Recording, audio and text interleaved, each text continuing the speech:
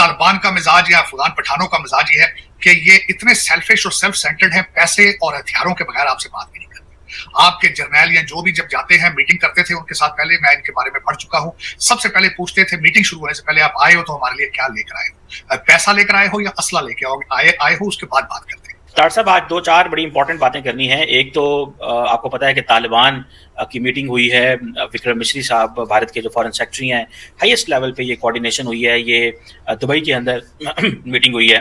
और सुनने आया कि क्रिकेट से लेके डेवलपमेंट, इवन के अफगान तालिबान कह रहे हैं कि हमें हमारे स्टूडेंट्स को वीज़ाज दिए जाएं, तालीम दी जाए, बहुत कुछ जो है वो चीज़ें देखी गई हैं। और आपको पता है पाकिस्तान के हालात तो इस तरह ख़राब हैं कि हम तो इस वक्त अफगानिस्तान भी नहीं जा सकते, और तमाम किस्म के राब्ते जो है वो बड़े डाउन स्केल हुए हैं। दूसरी तरफ साहब बात करनी है ये जो ग्रूमिंग गैंग्स के ऊपर, आज मैं चाहता हूँ आप बात करें।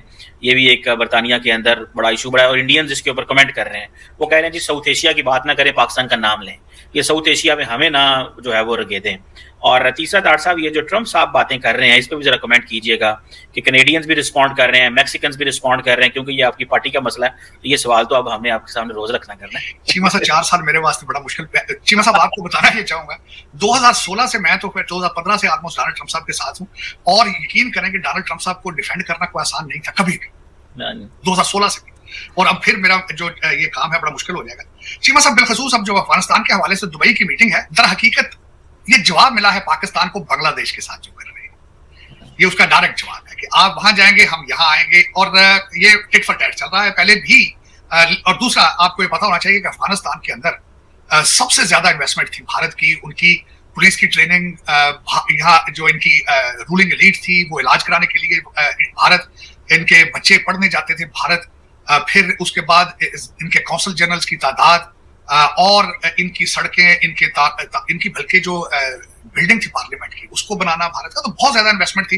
अब इस वक्त जो है इस राइट टाइम, उसकी वजह से क्योंकि आप भी पाकिस्तान अफगानी रेफ्यूजियों को यहाँ से धकेल रहा है वापस, और ईरान के साथ, ईरान की साइड से भी प्रेशर है और रेफ्यूजीज को वापस भेजा जा रहा है, तो राइट टाइमिंग पर वो गए हैं वहां पे विक्रम मिश्री साहब, और वहां पे उन्होंने पहले भी बहुत ज्यादा ह्यूमैनिटेरियन एड उनको दे रखी है, 50,000 टन गंदम और अद्वियात और सर्दियों के कपड़े और वैक्सीनेशंस, बल्कि ड्रग टेस्टिंग किट्स जो है वो मिलियन के हिसाब से पहले दे चुके हैं। तो ये एक लेकिन मैं जिस तरह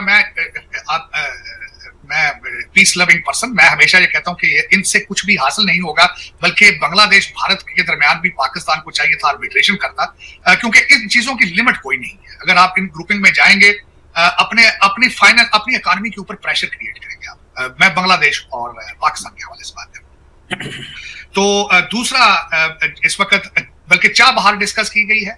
चाबहार का सबसे ज्यादा इंपॉर्टेंस इस चीज की थी चीमा साहब कि वहां से वो एक्सेस लेंगे अफगानिस्तान और वस्ती एशिया की तरफ, वहां से उनको एक्सेस होगी इंडियन प्रोडक्ट्स को ट्रेड करने के लिए। अफगानिस्तान, ना सिर्फ अफगानिस्तान बल्कि आपकी बाल्टिक स्टेट्स और दूसरी स्टेट की तरफ जाएंगे, वहां से किर्गिस्तान, ताजिकिस्तान, काजाकिस्तान, ये सारे वहां पे ये इंडियन एक्सेस जो होगी ये लुक्रेटिव है भारत। और दूसरा जिस तरह मैं बिलीव करता हूँ कि जहां भी आपकी प्रोडक्ट जाती है आपका कल्चर और इन्फ्लुएंस उसके साथ जाता है।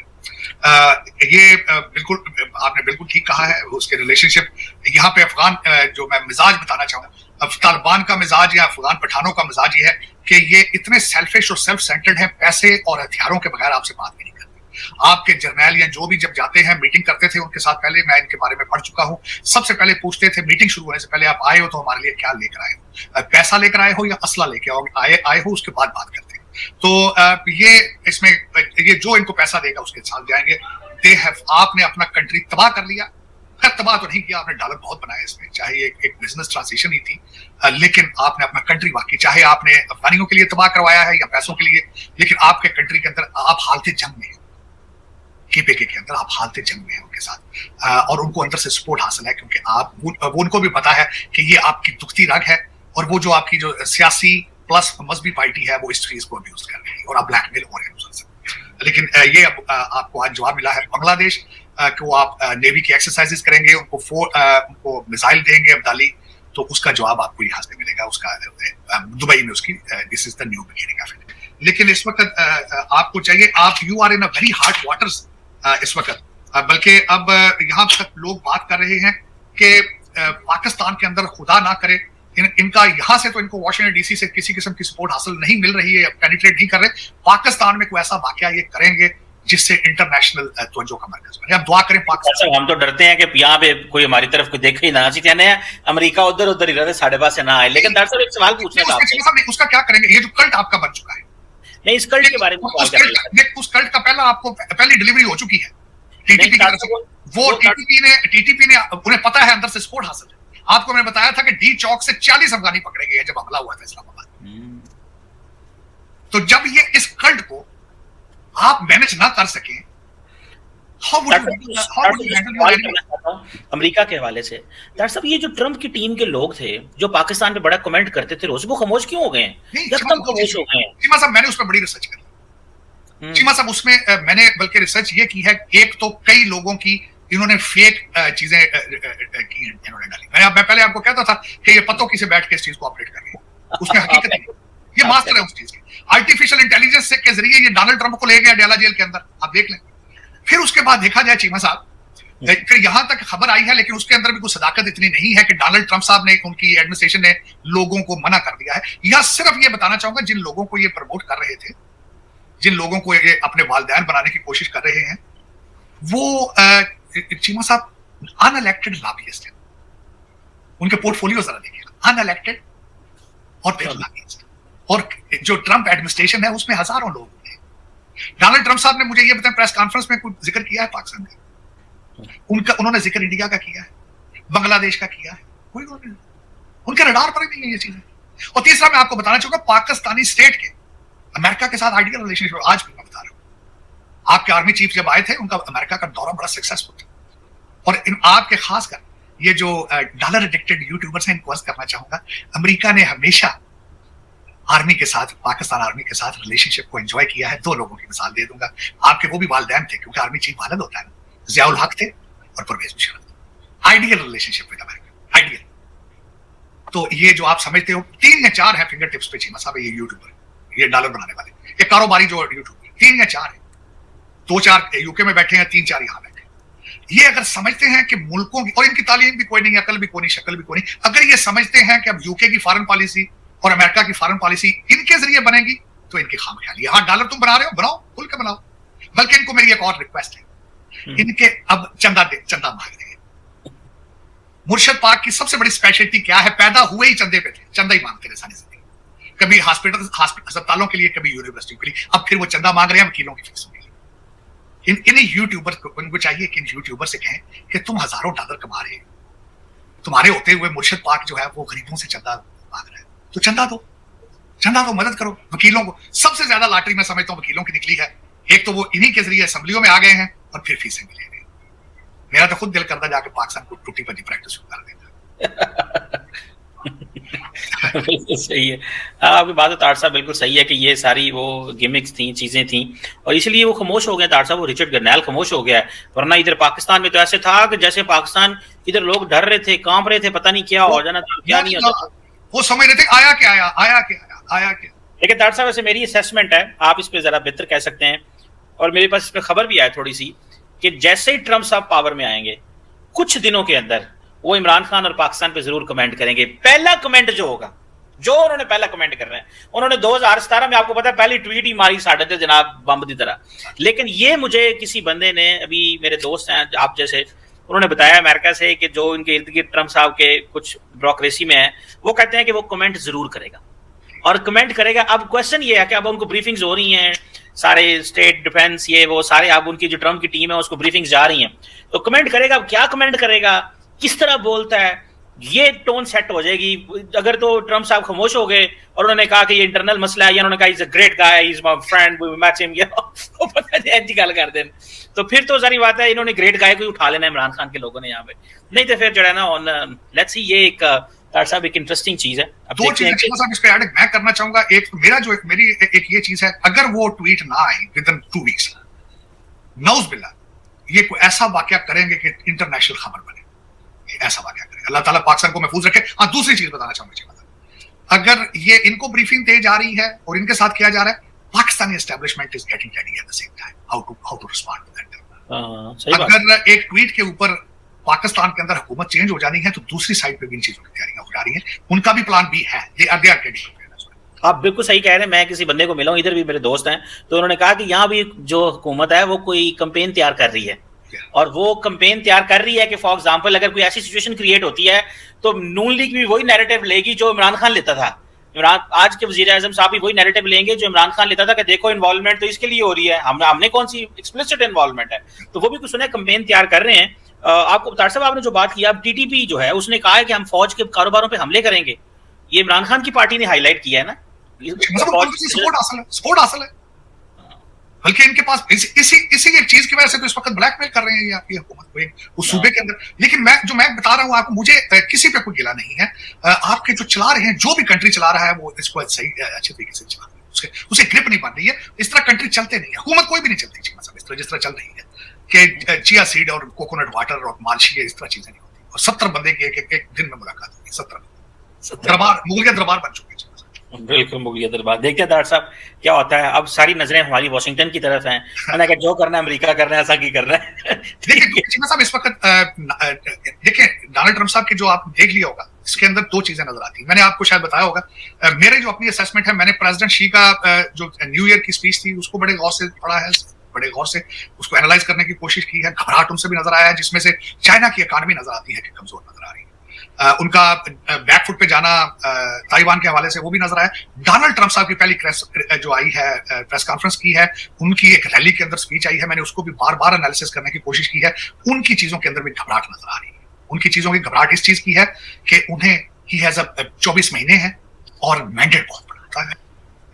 लेकिन डोनाल्ड साहब के बारे में जो एक और चीज खासकर बताना चाहूंगा कि उनके ऑब्जेक्टिव में एक चीज आई है कि ग्रीनलैंड के ऊपर जो डोनाल्ड ट्रंप साहब ने पिछले दिनों प्रेस कॉन्फ्रेंस में जो बात की थी कि हम अपनी आर्मी को यूज करेंगे, उसका भी जवाब आ चुका है।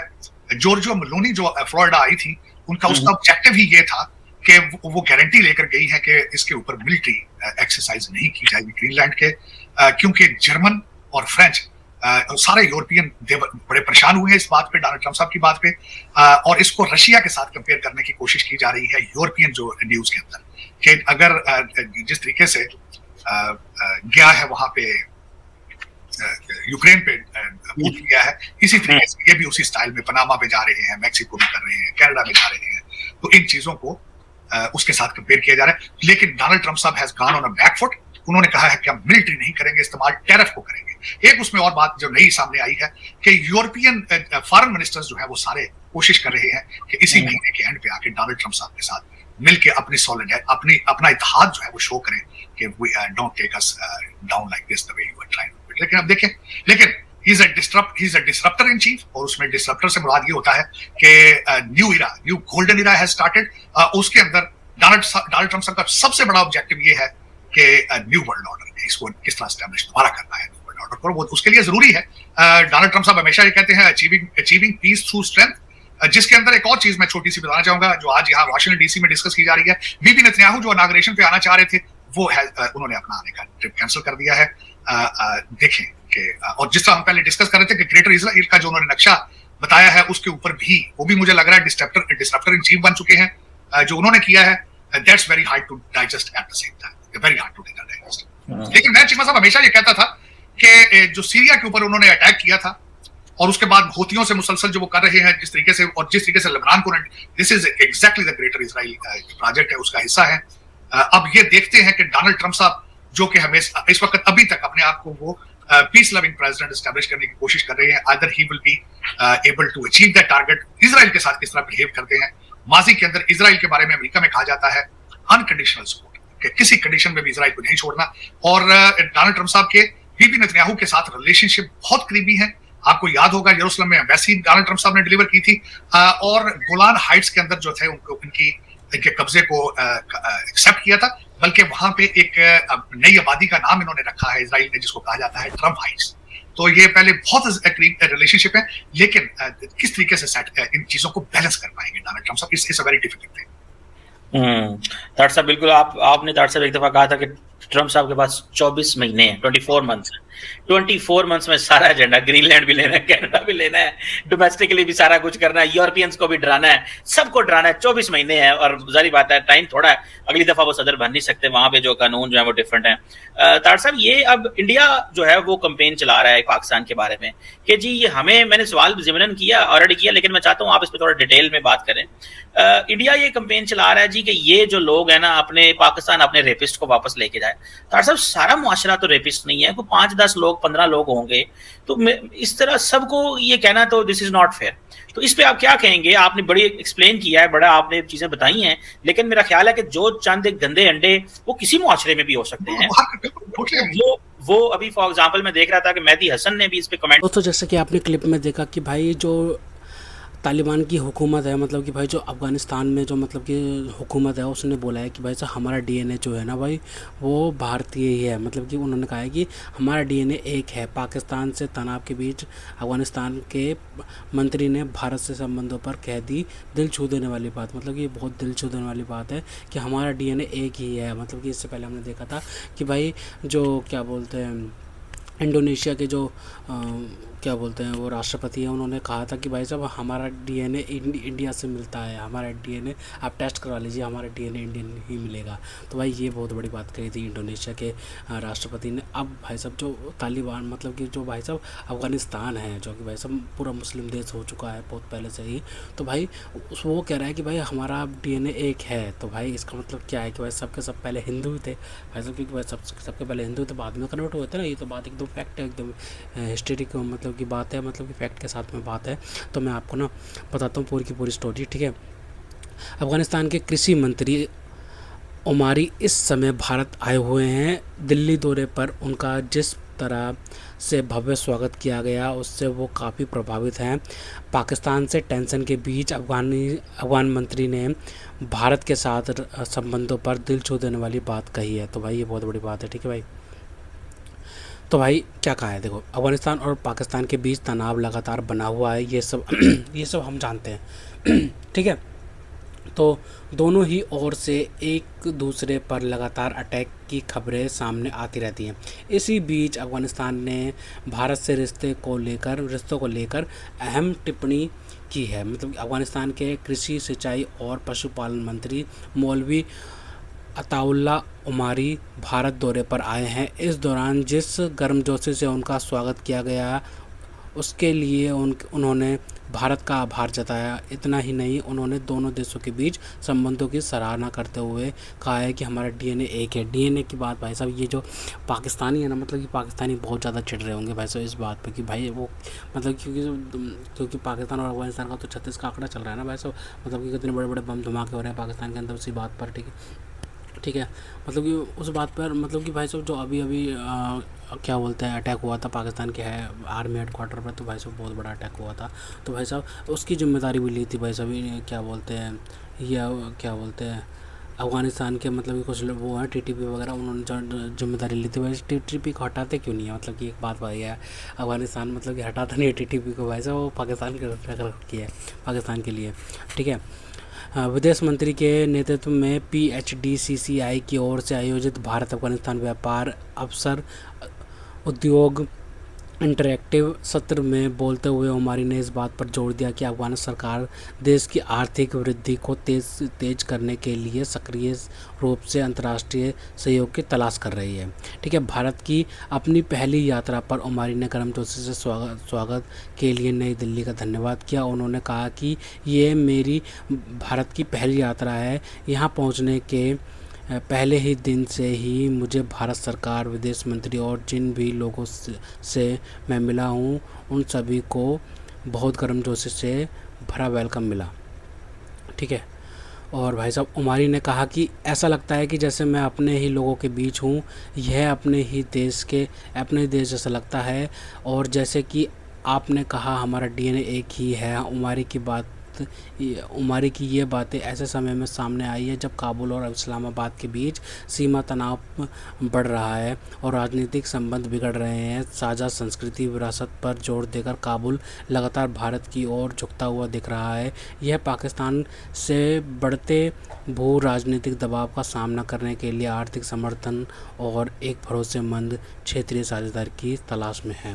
तो भाई ये कितनी बड़ी बात है भाई साहब भारत को लेकर बोली उन्होंने, मतलब कि वैसे पाकिस्तान को मिर्ची तो लगी होगी भाई साहब ये बात सुन के भाई साहब, बहुत तगड़ी वाली कि भाई साहब डीएनए एक कैसे बता सकते हैं भाई साहब, मतलब कि वो तो भाई साहब इस्लाम उन्होंने कबूल कर लिया है। तो भाई साहब काबुल भाई साहब दिल्ली को लेकर ये कैसे कह सकता है भाई साहब, ये तो भाई साहब एकदम नाइंसाफ़ी वाली बात होगी पाकिस्तान के लिए। तो खैर तो दोस्तों अगर आपको हमारी ये वीडियो पसंद है तो हमसे व्हाट्सएप पर जोर शेयर कीजिएगा, साथ साथ चैनल को सब्सक्राइब करके हमारा मनोबल जोर बढ़ाएगा ताकि हम आपके लिए ऐसी मनोरंजन वीडियोस बनाते रहें। तो गाइस मिलते हैं आपसे अगली वीडियो में, तब तक के लिए जय हिंद।